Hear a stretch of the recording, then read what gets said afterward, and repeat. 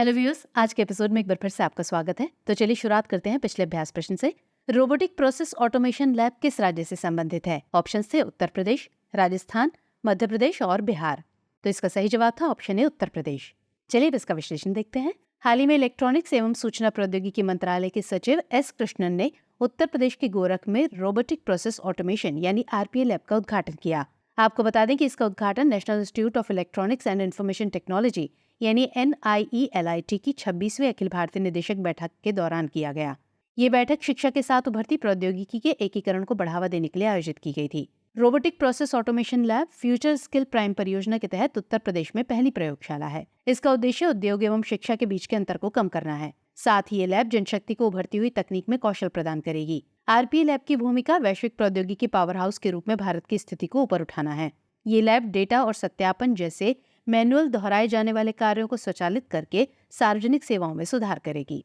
तो चलिए शुरुआत करते हैं आज के सेशन के पहले सवाल की। भारतीय संविधान में राज्यपाल का प्रावधान किस अनुच्छेद में किया गया है? अनुच्छेद 153, अनुच्छेद 129, अनुच्छेद 200 या फिर अनुच्छेद 201। तो सही आंसर है ऑप्शन है अनुच्छेद 153। हाल ही में झारखंड के पूर्व मुख्यमंत्री रघुबर दास को ओडिशा के राज्यपाल के रूप में नियुक्त किया गया है। इसके साथ ही तेलंगाना के राजनेता इंद्रसेना रेड्डी नल्लू त्रिपुरा के राज्यपाल नियुक्त किए गए हैं। रघुबर दास को ओडिशा के पूर्व गवर्नर गणेशी लाल के स्थान पर नियुक्त किया गया है। ये 2014 से 2019 तक झारखंड के पहले गैर आदिवासी मुख्यमंत्री रहे थे। वहीं इंद्रसेना रेड्डी नल्लू तेलंगाना के एक राजनेता हैं जो त्रिपुरा के पूर्व राज्यपाल सत्यदेव नारायण आर्य का स्थान लेंगे। अब बात करें राज्यपाल के पद के बारे में, तो ये केंद्र सरकार का एक नामित व्यक्ति होता है जिसे राष्ट्रपति द्वारा नियुक्त किया जाता है।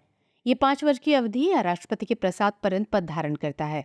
भारतीय संविधान के अनुच्छेद 153 के तहत प्रत्येक राज्य के लिए राज्यपाल का प्रावधान किया गया है। अनुच्छेद 161 राज्यपाल को क्षमादान और दंड विराम आदि की शक्ति प्रदान करता है। अनुच्छेद 164 के तहत राज्य के मुख्यमंत्री और अन्य मंत्रियों की नियुक्ति राज्यपाल द्वारा की जाती है। भारतीय संविधान के अनुच्छेद 200 में राज्यपाल को राज्य की विधानसभा द्वारा पारित विधेयक की अनुमति देने की शक्ति दी गई है। चलिए अगला प्रश्न देखते हैं। भारत का सॉलिसिटर जनरल होता है एक प्रशासनिक अधिकारी, एक न्यायिक सलाहकार, प्रधानमंत्री का सलाहकार या फिर राष्ट्रपति को सलाह देने के लिए कानूनी अधिकारी। तो आंसर होगा ऑप्शन बी, एक न्यायिक सलाहकार। भारत का सॉलिसिटर जनरल देश का द्वितीय सर्वोच्च विधि अधिकारी होता है। सॉलिसिटर जनरल महान्यायवादी का न्यायिक सलाहकार होता है। साथ ही ये भारत सरकार की ओर से अदालतों में सरकार की पैरवी भी करता है। सॉलिसिटर जनरल के लिए संविधान में कोई उपबंध नहीं है। इनकी कार्यालय की अवधि भी संविधान द्वारा तय नहीं है। महान्यायवादी को हटाने की प्रक्रिया और आधार संविधान में नहीं बताए गए हैं। वो राष्ट्रपति के प्रसाद पर्यंत पद धारण करता है या राष्ट्रपति द्वारा किसी भी समय हटाया जा सकता है। आपको बता दें कि law officers conditions of service rules 1987 के अंतर्गत इसका पारिश्रमिक, कर्तव्य आदि निर्दिष्ट किया जाता है। इसकी सहायता हेतु 4 अतिरिक्त सॉलिसिटर जनरल भी होते हैं। चलिए नेक्स्ट क्वेश्चन। हार्टलैंड त्रिपुरा कार्यक्रम किस मंत्रालय से संबंधित है? कौशल विकास एवं उद्यमिता मंत्रालय, महिला एवं बाल विकास मंत्रालय, पर्यटन मंत्रालय या फिर इनमें से कोई नहीं। तो जवाब है ऑप्शन ए, कौशल विकास एवं उद्यमिता मंत्रालय। हाल ही में केंद्रीय कौशल विकास एवं उद्यमिता राज्य मंत्री राजीव चंद्रशेखर द्वारा हार्टलैंड त्रिपुरा कार्यक्रम का शुभारंभ किया गया। हार्टलैंड त्रिपुरा कार्यक्रम एक कौशल विकास पहल है। आपको बता दें कि यह परियोजना राष्ट्रीय इलेक्ट्रॉनिकी एवं सूचना प्रौद्योगिकी संस्थान यानी NIELIT के सहयोग से शुरू की जा रही है। इस परियोजना को ब्रिटिश बहुराष्ट्रीय पेशेवर सेवा नेटवर्क डेलॉयट द्वारा कार्यान्वित किया जा रहा है। ये कार्यक्रम अगरतला के राष्ट्रीय इलेक्ट्रॉनिकी एवं सूचना प्रौद्योगिकी संस्थान के माध्यम से कौशल विकास प्रमाणन पाठ्यक्रमों का एक विशिष्ट सेट प्रदान करेगा। हार्टलैंड त्रिपुरा योजना के अंतर्गत पेश किए जाने वाले प्रमाणन पाठ्यक्रमों में नए युग के तकनीकी व व्यावसायिक विकास कौशल को शामिल किया जाएगा। इससे चुनिंदा पेशेवरों को इंटर्नशिप में चयनित होने का अवसर मिलेगा। साथ ही प्रमाणन और इंटर्नशिप आवश्यकताओं को सफलतापूर्वक पूरा करने के बाद उन्हें बेहतर नौकरी की संभावनाएं प्राप्त होंगी। चलिए अगला प्रश्न। भारत छोड़ो आंदोलन के बारे में निम्नलिखित में से कौन सा कथन सही नहीं है? ए, यह आंदोलन अगस्त 1942 में शुरू हुआ था। बी, इस आंदोलन के अंतर्गत अहमदाबाद की मिलों में 3 माह से अधिक समय तक हड़ताल रही। सी, मुस्लिम लीग और हिंदू महासभा ने इस आंदोलन में सक्रिय रूप से भाग लिया था। या फिर डी, कम्युनिस्ट पार्टी ने आंदोलन का समर्थन नहीं किया था। तो सही आंसर है ऑप्शन सी। 8 अगस्त 1942 को ग्वालियर टैंक में आयोजित बैठक में अंग्रेजों भारत छोड़ो का प्रस्ताव पारित किया गया था। अहमदाबाद, बम्बई, जमशेदपुर, अहमदनगर एवं पूना में मजदूरों ने व्यापक तौर पर हड़ताल व विरोध प्रदर्शन किए एवं अहमदाबाद की टेक्सटाइल मिलों में 3 माह से अधिक समय तक हड़ताल रही। हिंदू महासभा और राष्ट्रीय स्वयंसेवक संघ इस आंदोलन से दूर ही रहे। इसके साथ ही मुस्लिम लीग इस समय अलगाववादी राजनीति में संलग्न थी, अतः वह भी आंदोलन से दूर ही रही। स्थानीय स्तर पर कम्युनिस्टों ने आंदोलन में भाग लिया, किंतु राष्ट्रीय स्तर पर व्यापक रूप से आंदोलन का समर्थन नहीं किया। चलिए अगला सवाल, साइबर अपराधियों की पहचान करने के लिए किस एजेंसी के द्वारा ऑपरेशन चक्र 2 चलाया गया है? केंद्रीय जांच ब्यूरो यानी सीबीआई, इंटेलिजेंस ब्यूरो यानी आईबी, राष्ट्रीय जांच एजेंसी यानी एनआईए, या फिर नारकोटिक्स कंट्रोल ब्यूरो यानी एनसीबी। तो इसका सही उत्तर है ऑप्शन ए, केंद्रीय जांच ब्यूरो यानी सीबीआई। हाल ही में केंद्रीय जांच ब्यूरो यानी सीबीआई ने ऑपरेशन चक्र 2 के तहत विभिन्न राज्यों के कई स्थानों पर तलाशी ली। आपको बता दें कि सीबीआई के इस तलाशी अभियान का उद्देश्य साइबर अपराधियों की पहचान करना था।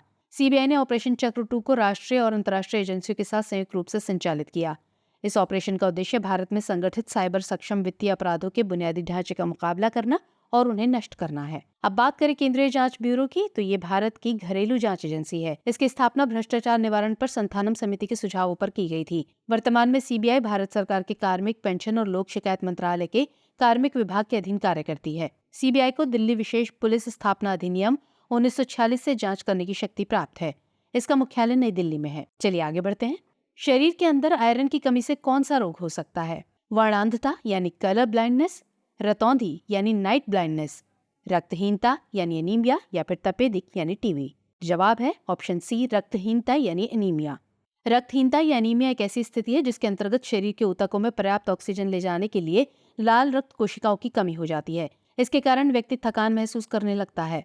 ये रोग शरीर में आयरन की कमी के कारण होता है। शरीर में हीमोग्लोबिन बनाने के लिए अस्थि मज्जा यानी बोन मैरो को आयरन की आवश्यकता होती है। पर्याप्त आयरन के बिना हमारा शरीर लाल रक्त कोशिकाओं के लिए पर्याप्त हीमोग्लोबिन का उत्पादन नहीं कर सकता है। रक्तहीनता से बचने के लिए आयरन युक्त खाद्य पदार्थों जैसे मीट, बीन्स, दाल आदि का सेवन करना चाहिए। नेशनल फैमिली हेल्थ सर्वे 5 2019-21 ने भारत में एनीमिया के खतरे के विषय में उल्लेखनीय वृद्धि का खुलासा किया। इस सर्वे के अनुसार देश में 15 से 49 आयु वर्ग की 57% महिलाएं और 6 से 59 महीने के 67% बच्चे एनीमिया से पीड़ित हैं। चलिए अगला सवाल देखते हैं। सेतु बंधन योजना किस मंत्रालय से संबंधित है?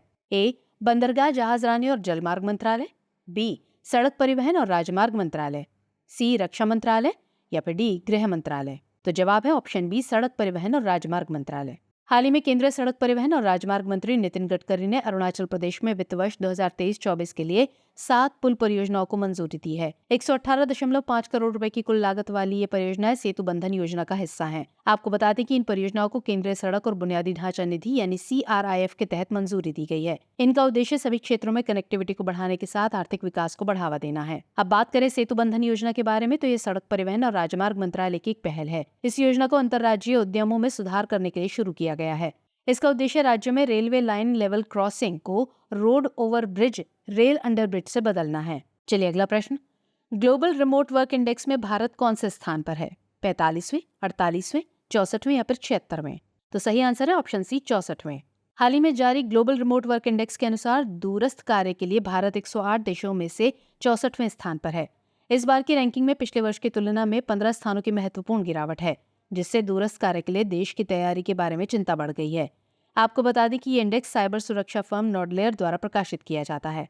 ये इंडेक्स महत्वपूर्ण 4 मूलभूत मानदंडों के आधार पर देशों का मूल्यांकन करता है।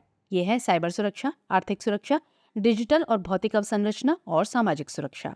चलिए अब नोट कर लीजिए आज का अभ्यास प्रश्न। भारत की पहली रीजनल रैपिड ट्रेन का नाम क्या रखा गया है? आपके ऑप्शन है ए, नमो भारत, बी, ट्रेन 18, सी, वंदे भारत, या फिर डी, गौरव ट्रेन। तो सवाल का जवाब कमेंट सेक्शन में जरूर दीजिएगा। मुलाकात होगी अगले एपिसोड में। तब तक के लिए जय हिंद।